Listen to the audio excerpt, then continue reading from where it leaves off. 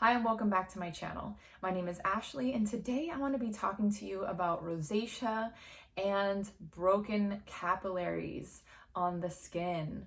Okay, I'm going to be talking about some strategies on how to minimize and even eliminate these annoying capillaries, and hopefully also provide some encouragement and support if you're suffering with this sort of thing.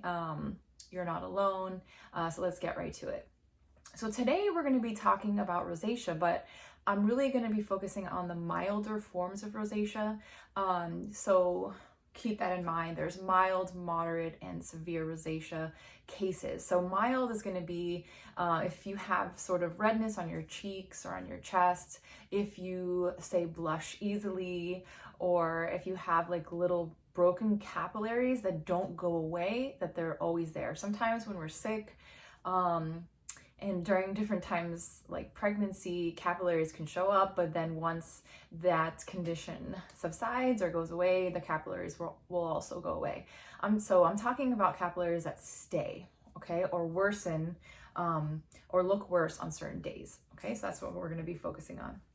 All right, so I really believe that if you follow a strategic wellness protocol for, not necessarily for rosacea, but for just kind of the immune system and for an anti-inflammatory, you can definitely improve the rosacea symptoms, which broken capillaries is one of them. Does it mean if you have broken capillaries, you have rosacea? Not necessarily, but they are most often linked, okay?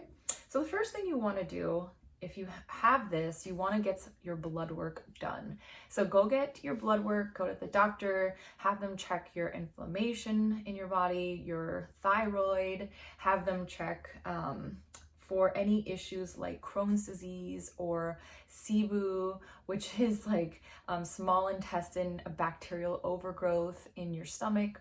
Pretty much any GI issues that you may or may not have. Also, you want to look into your heart function, whether or not you have high blood pressure, and also depression and anxiety. So if you're someone who deals with emotional trauma and spikes of emotion, like intense emotions, that can also be contributed to what we're talking about today. So those three things, your heart, your gut, and your emotions, which are tied to your heart as well. So you know me, and you know that I look at things from a holistic standpoint, and I really believe that everything in the body is connected. I mean, everything is connected, but you know, if we're dealing with a certain issue, it's usually correlated to something else that's going on in the body. So instead of treating things with like a band-aid type mentality of like, let's just make it go away, let's also look into why this is occurring and try to figure out how we can prevent it from happening naturally, because the body wants to heal itself. The body wants to have homeostasis. So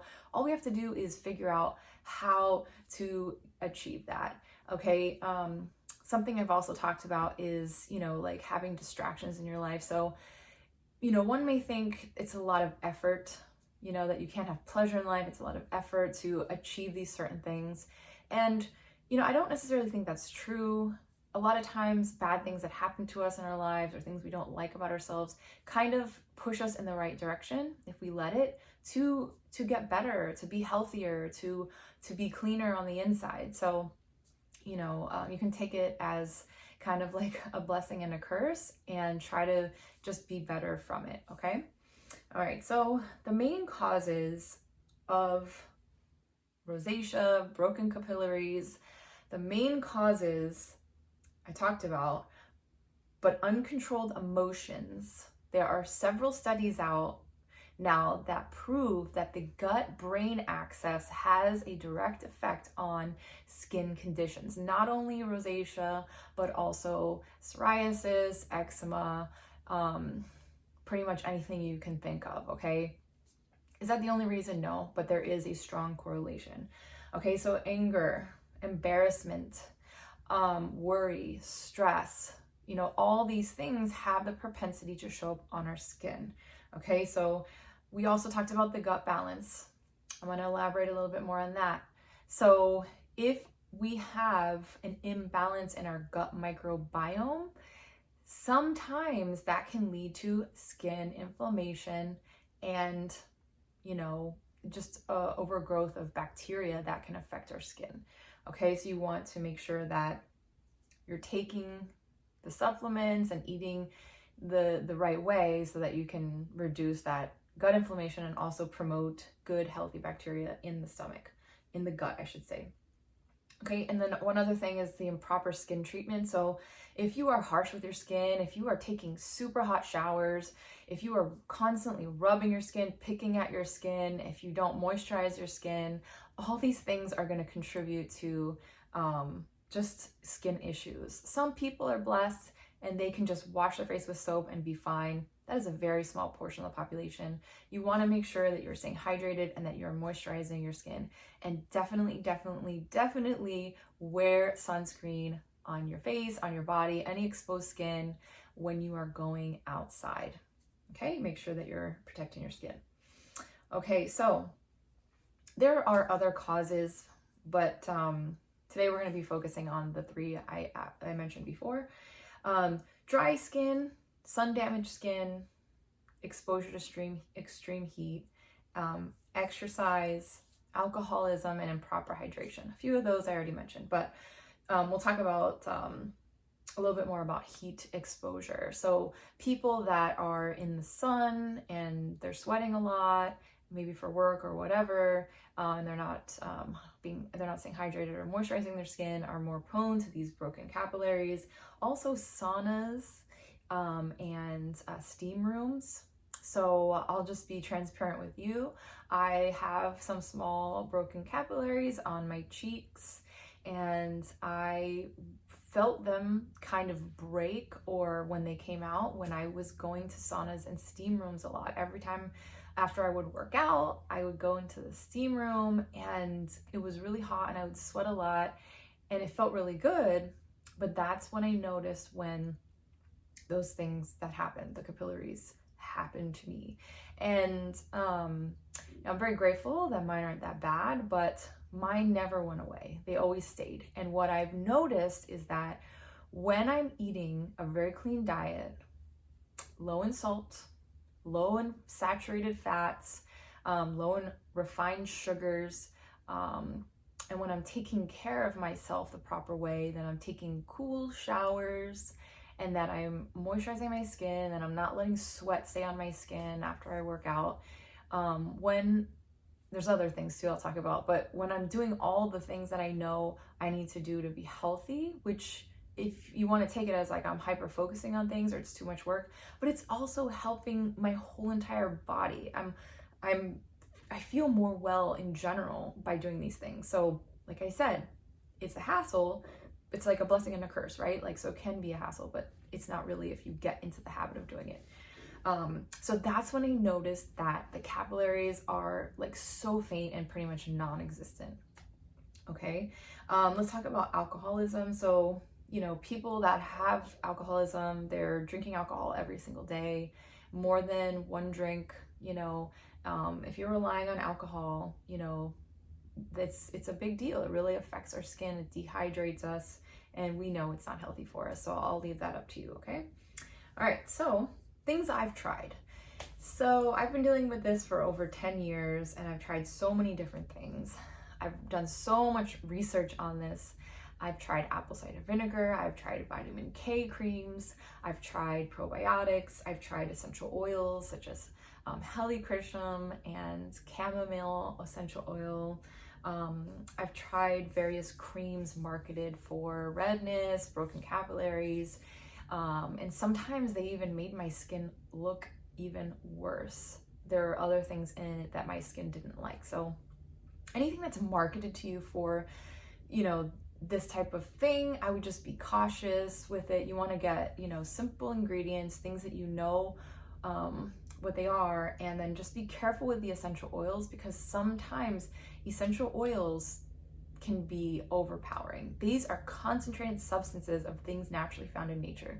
So they can really throw off a lot of things in the body. And I'll do another video on essential oils if you're interested in that. But for the topic today, we're just gonna stick to the fact that these things did not work for me at all. Okay, the one that did out of those that I just mentioned was the probiotic. So if you take a probiotic first thing in the morning, just with water, maybe some lemon, if that is not a trigger for you, citrus, and then just wait an hour, this really helps reduce the inflammation in my skin and also my stomach. So that's something that I would definitely recommend. But all the other stuff, the vitamin K creams, apple cider vinegar made my skin worse, definitely not helpful at all.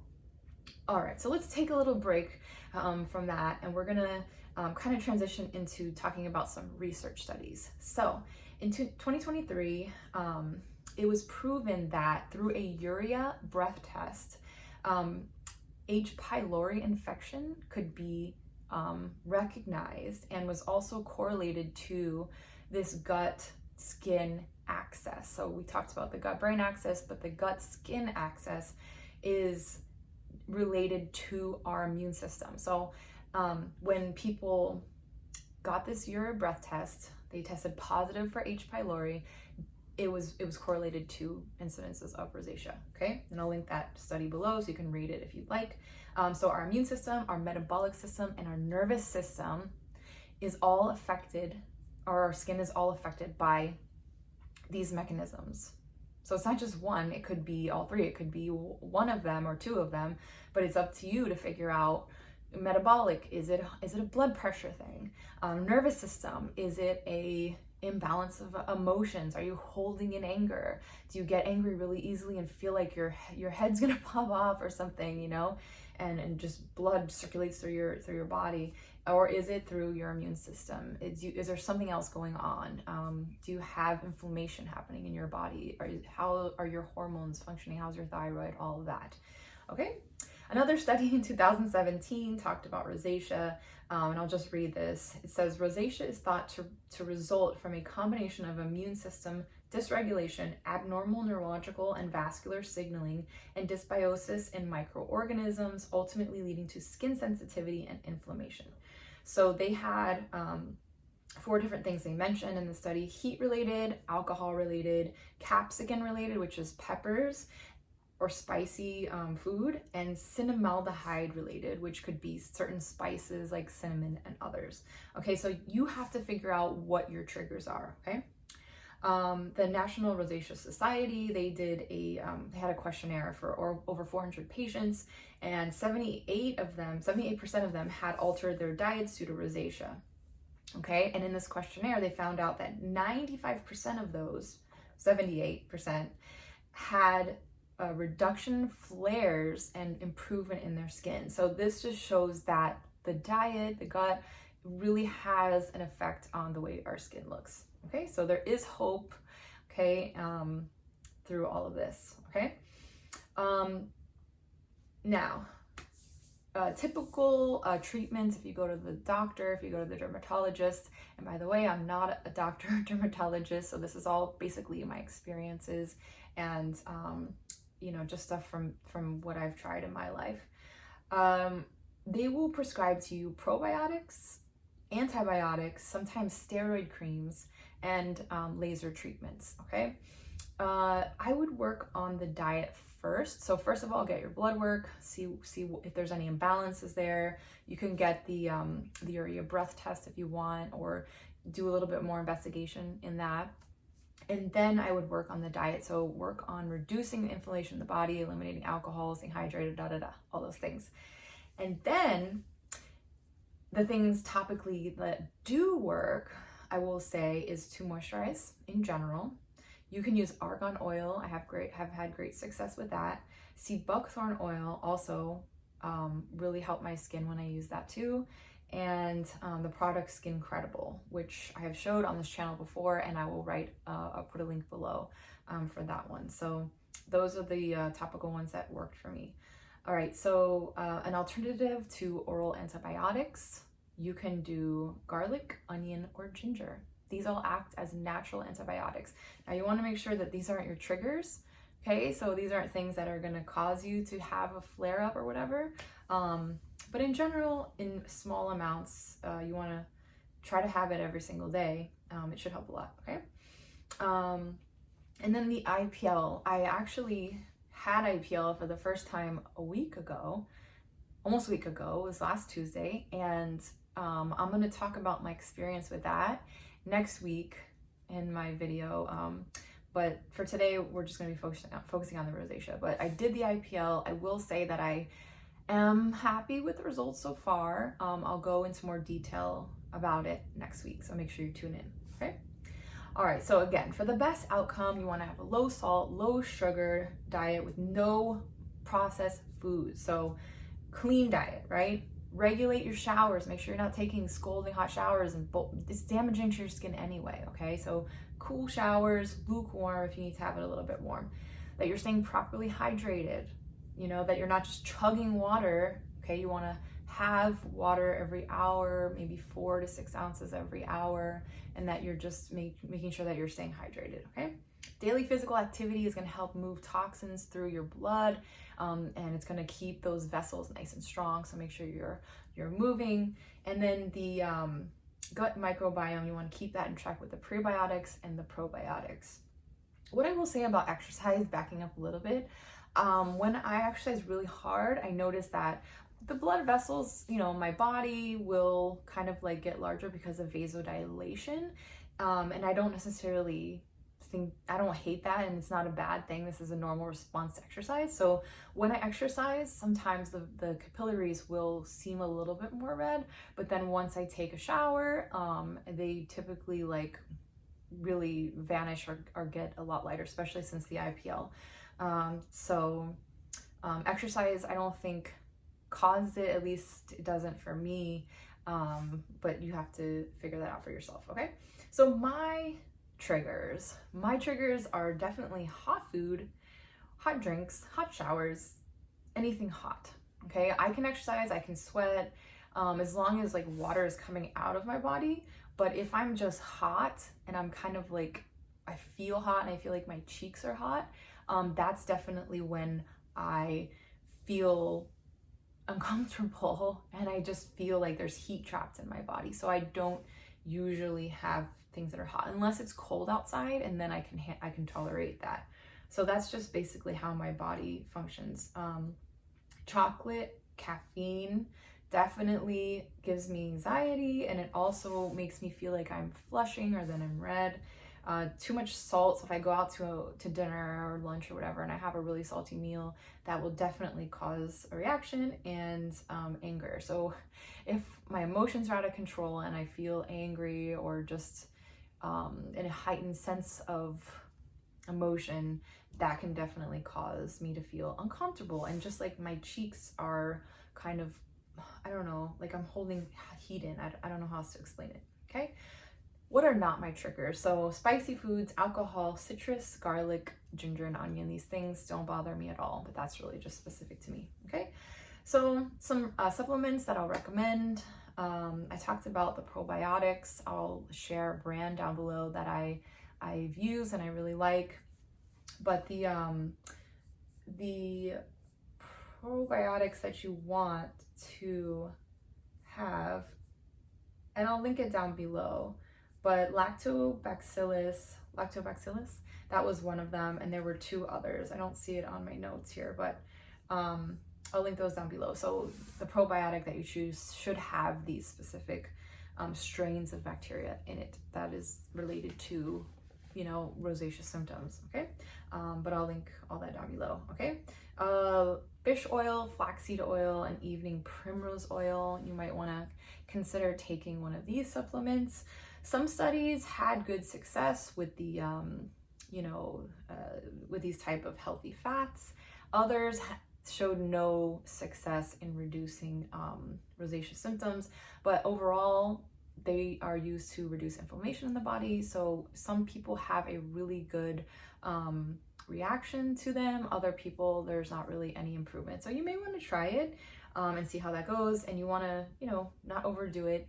Just take it every day. A lot of these things, you have to be consistent with the protocol, especially when it's natural, and you don't give up, right? You just keep doing it, and you're not going to stop eating a healthy diet, right? But the supplements, you know, try them for a little while and see how they go. All right, the other thing is beet juice or pomegranate juice. These are going to help really strengthen the vessel walls, your blood vessel walls. So you can put those in your smoothie. You can take shots of beet juice. Again, I wouldn't overdo it. It's going to really help with blood flow.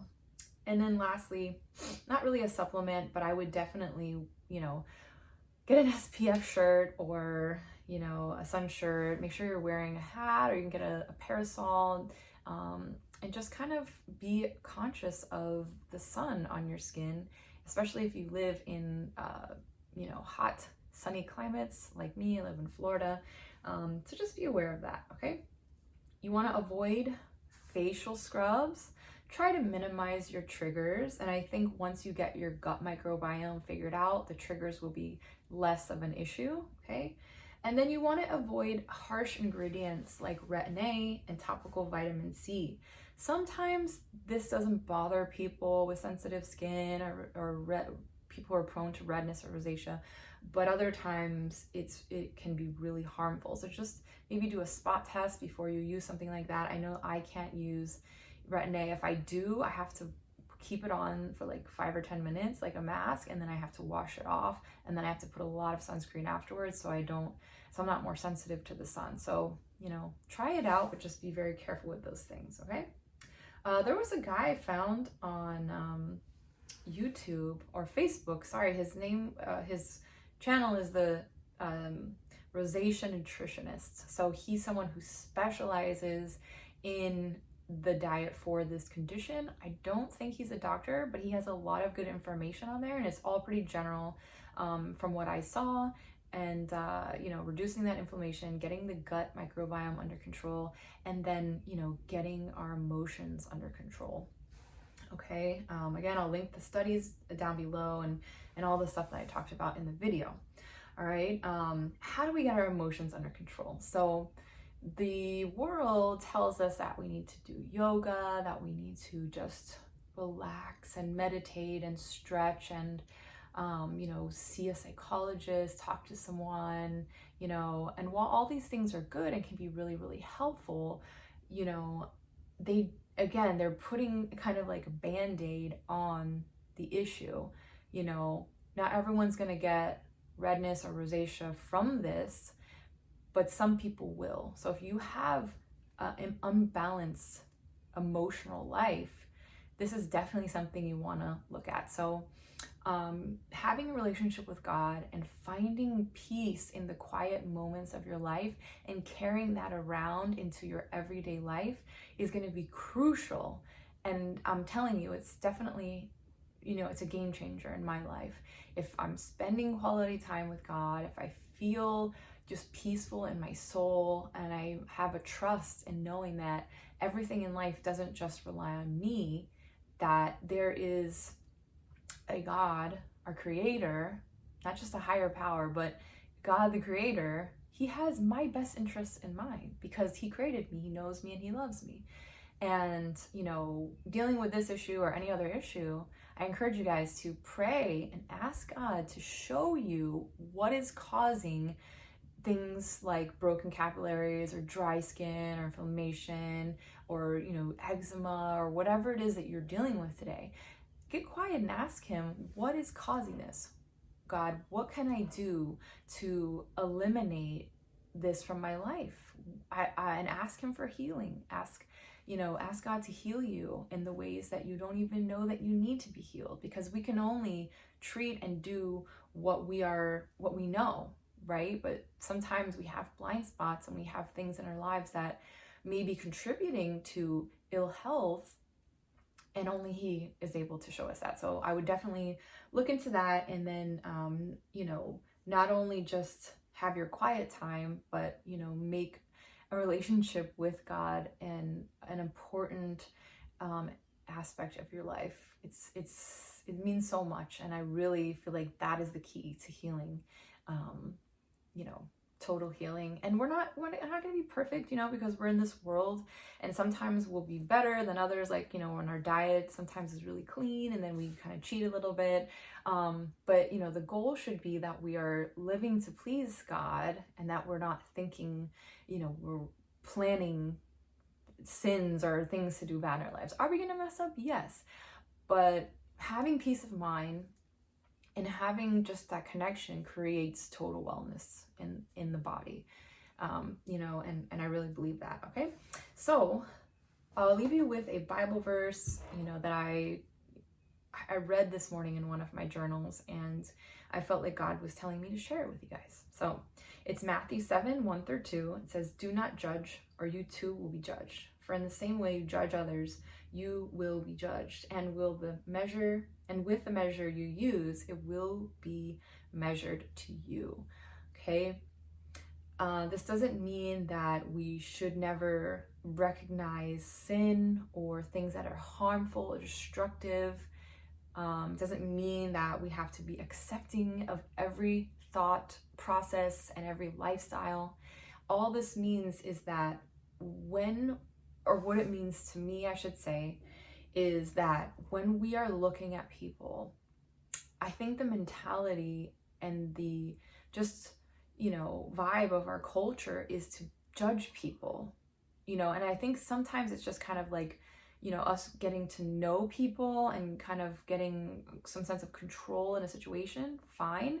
But when we get to this point where, you know, people that have these sarcastic personalities and are very judgmental of others, and, you know, oftentimes they suffer with a lot of ailments because of a certain, you know, mindset. So I'll leave you with that to think about. But what I get from this is that, you know, if I see everyone in life as beautiful, as perfect, as loved, and, you know,